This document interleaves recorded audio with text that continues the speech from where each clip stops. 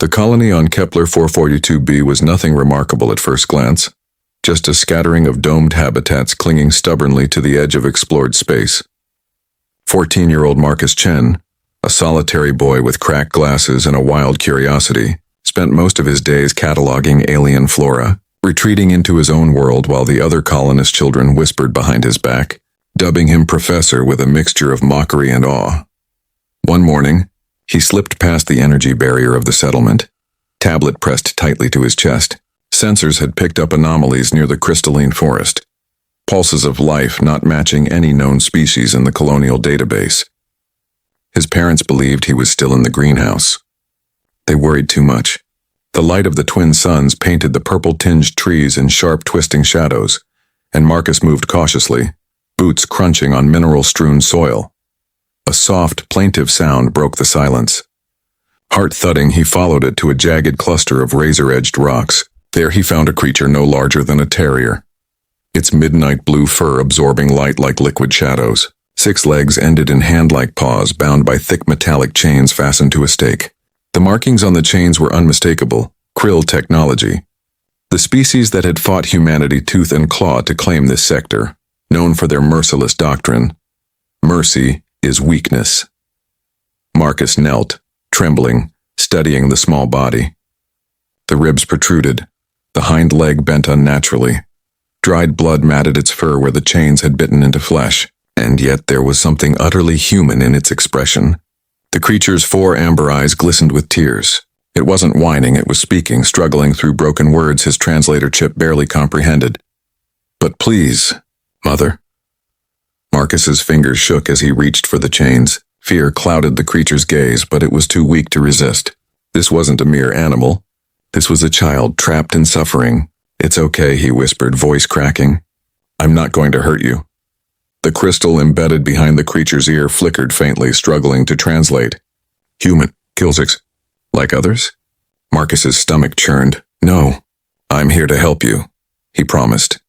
He set his multi-tool to the precise harmonic resonance that could cut through krill metal, the gift from his father finally serving a purpose. Sweat beaded on his forehead as he worked. 20 painstaking minutes in which every fiber of his being was focused on freeing the trembling form before him. With the final chain severed, the small body collapsed into his arms, the bond between them palpable. A silent telepathic pulse of fear, pain, and a past Marcus could only glimpse. Cradling the small, trembling body, Marcus felt the creature's thoughts brush against his mind.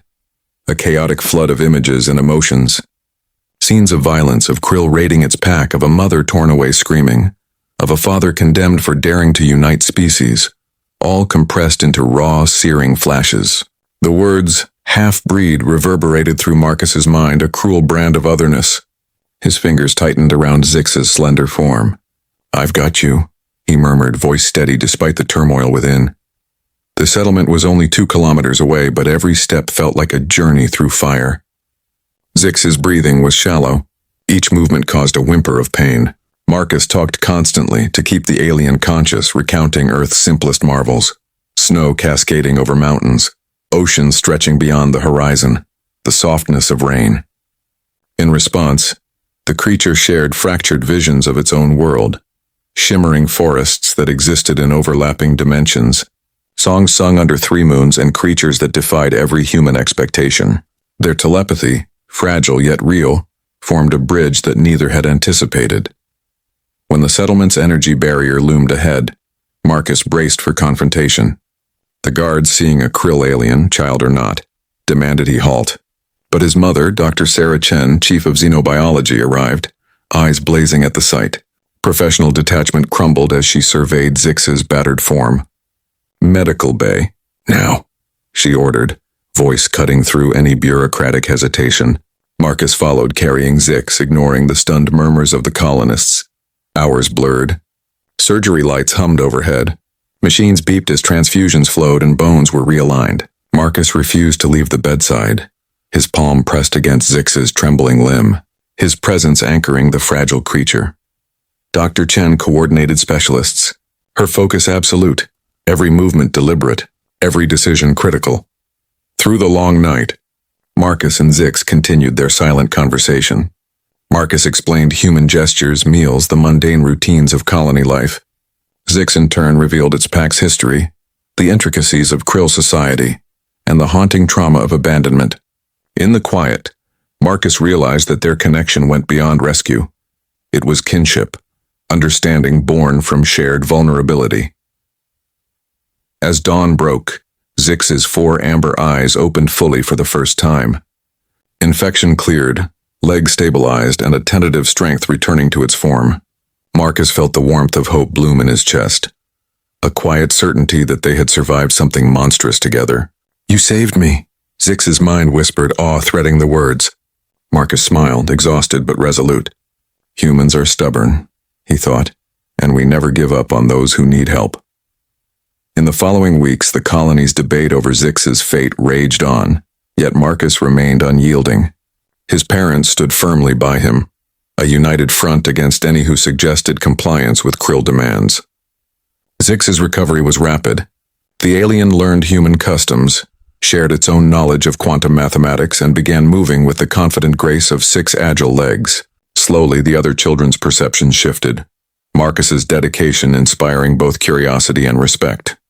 3 months after that fateful rescue, a Krill diplomatic vessel arrived, its sleek hull glinting under the binary suns. They demanded Zix's return, an alien child they claimed as property. Marcus stood at the Colonial Council chamber, Zix at his side, their bond unspoken yet undeniable. "He's not property," Marcus declared, voice steady despite the pounding of his heart. "He's a person, and persons get to choose their own future." Zix pressed gently against Marcus's leg, telepathy clear in his mind. "I choose to stay. Choose family, not chains." The Krill ambassador's eyes narrowed, fury hidden behind ceremonial politeness. But humanity's representatives, Marcus's parents among them, remained immovable. The standoff rippled through interstellar news feeds, capturing imaginations across colonies and councils alike. The image of a scrawny human boy with cracked glasses standing fearless beside a small 6-legged alien child became a symbol, a reminder that courage often wears an unexpected form. In the weeks that followed, life settled into a new rhythm.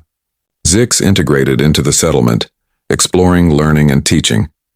The bond with Marcus deepened, their telepathy now a reliable channel for thoughts, memories, and even laughter. Lessons of quantum mathematics and alien traditions intertwined with stories of Earth, creating a tapestry of shared knowledge. The other children, once dismissive, began to approach Marcus and Zix with curiosity, admiration, and eventually friendship. Marcus reflected often on the journey that had brought them here. The boy who had once been mocked for his fascination with science had saved a life, and in doing so, had proven that compassion could outshine brute strength. Humanity's place in the stars, he realized, wasn't earned through conquest or fear, but through the courage to recognize and defend the vulnerable, regardless of species or appearance. Zix thrived, 6 legs carrying him across the settlement with increasing agility. His intelligence and grace became evident, as did the depth of his gratitude. Through Marcus, he had learned that difference was not a curse but a strength, and as he grew, the young alien internalized the lesson that had saved him. Life, no matter how small or alien, is worth protecting. Years later, when Zix became a leader uniting dozens of species in peaceful cooperation, he would remember the human boy with cracked glasses who had first seen him as a person, not a prisoner. Marcus had proven with quiet heroism that empathy could alter the course of destinies. And for Marcus, the memory of Zix, bright-eyed, resilient, and free, would remain a testament to humanity's best quality, the unwavering belief that every life matters. Sometimes saving the universe begins with a single act of courage. And sometimes the smallest, nerdiest human boy shows the galaxy why humanity deserves its place among the stars, not through dominance, but through an unshakable conviction that chains, cruelty, and fear can always be met with compassion, intelligence, and hope. Zix would carry that truth forward, a living emblem of what humans do best.